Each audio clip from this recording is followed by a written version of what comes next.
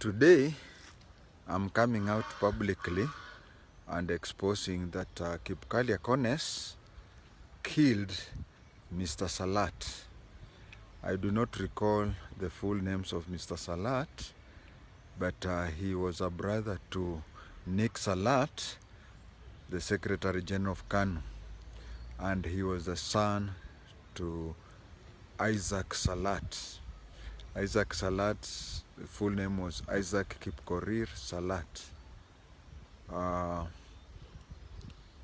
In 1992, I had given my presentation to the task force for the TGRC headed by Professor Makau Mutua.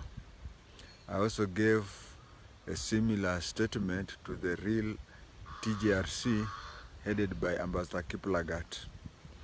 In both cases, I was warned of the implication of naming people, and I was told to be ready for cross-examination. Actually, many of the government commissions, you could be warned of that. And when you gave your full real names as the official names, then they would quote the person. But if you wanted your identity to be not known, then they could not mention that. They would just say a cabinet minister did this and that, watu wajijazie. But if you gave the real name, and if you are told and you said that you don't want to be cross-examined, then your evidence was never taken into writing.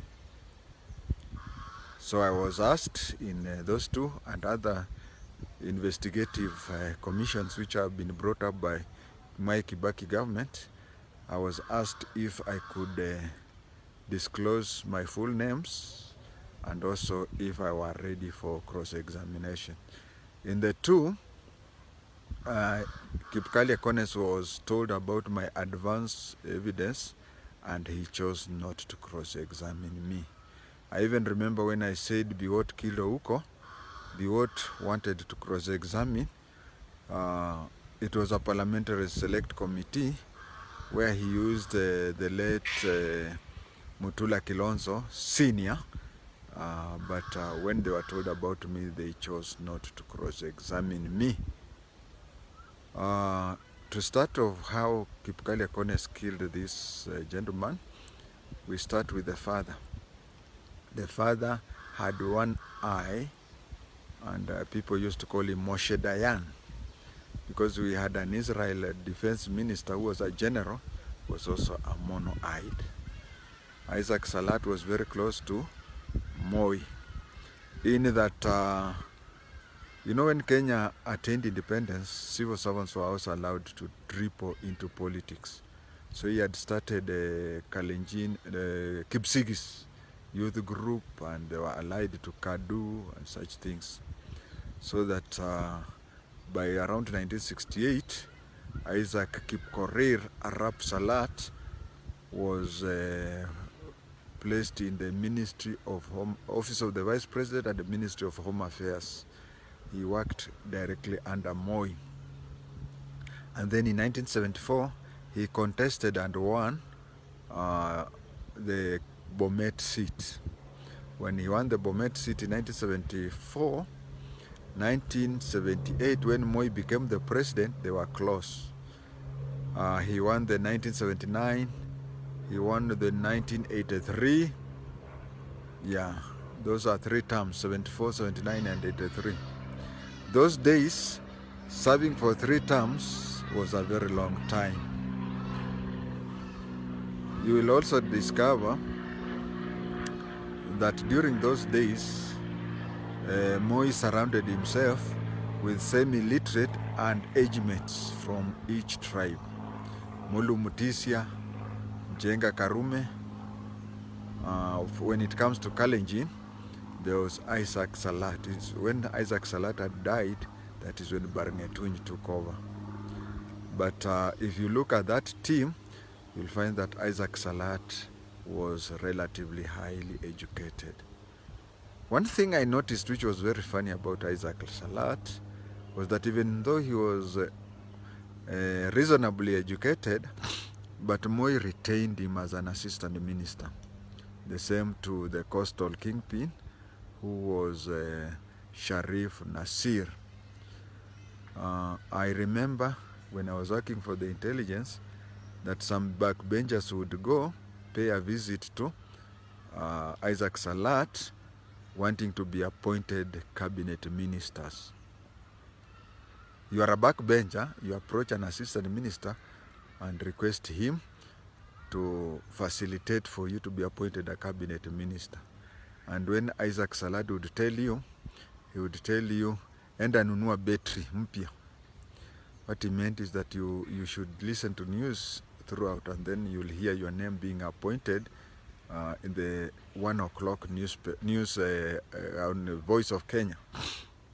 So Salat was very powerful, and he was also popular. Yeah, he was genuinely popular on the ground. That one I can say without any doubt. And then around 87,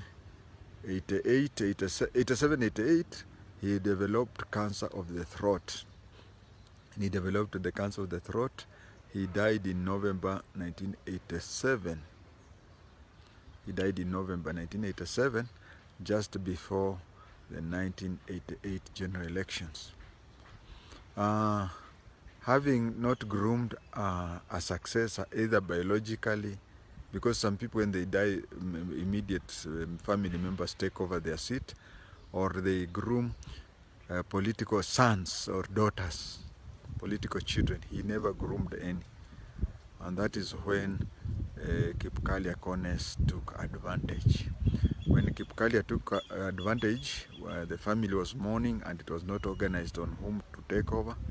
Kipkalya Kones won the by-election and he also won the general election in 1988. He was made a minister, some of these small inconsequential ministries.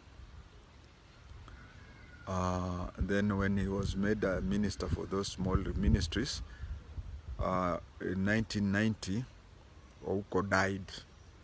For those who know, I was deeply involved in the Ouko case. So when Ouko died, some people were arrested, including Biwott. So President Moi saw that there was a need to relieve of Biwott his job. When he relieved him of his job as Minister for State in the Office of the President, Kipkalya Kones was transferred from that non-script ministry into the Ministry of State in the Office of the President.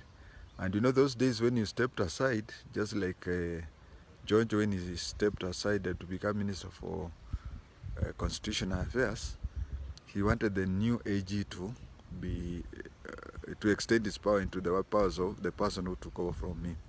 The same applied to Nicholas Biwott. He wanted to control the Ministry of State in the Office of the President. But Kipkalya Kones was very quick. Kipkalya Kones was very quick that he dismantled all power pillars of Biwott and placed there himself. Biwott was felt threatened. So he looked for several options, and one of the options was to make sure that Kipkalya Kones is not elected in the 1992 general elections. So he decided that he would groom one of the Salat sons, and it fell on the late son who was killed in 1992. So Biwott really handled, and you know, being the Minister of State, especially those days, you did not have time to visit your constituency. So one time when the elections were approaching, Kones went to the ground and found, just as youths nowadays say, kwa ground vitu ni tofauti. He found that it had shifted and this gentleman was going to take over.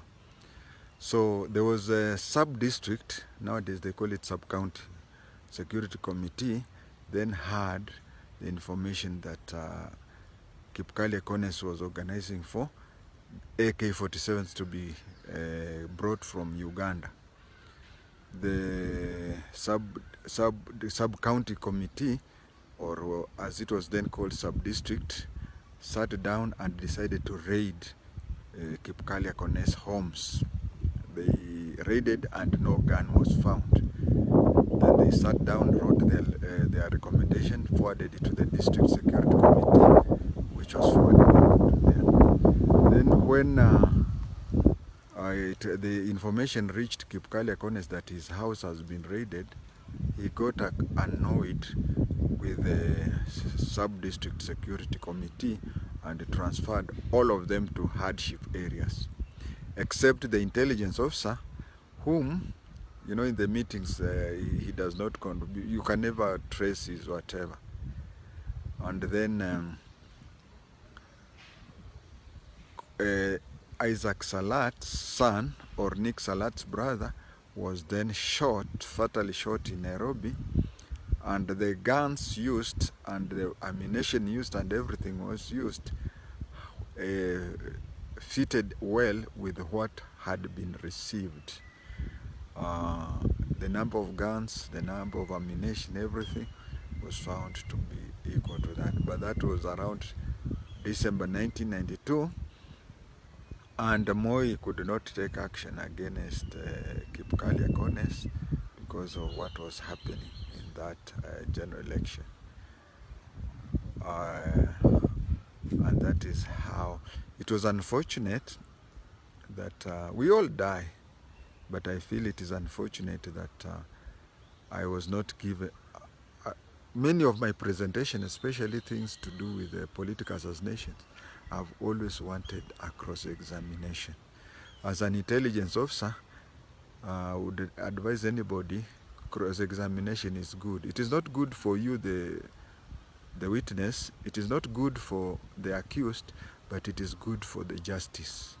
You know, when people cross-examine you and dig deeper into your mind, there are some information which you may have forgotten or which you may have overlooked, which can come out. In many cases, cross-examination usually assists in finding the real truth. It is unfortunate that Kipkalya Kones died before answering such things.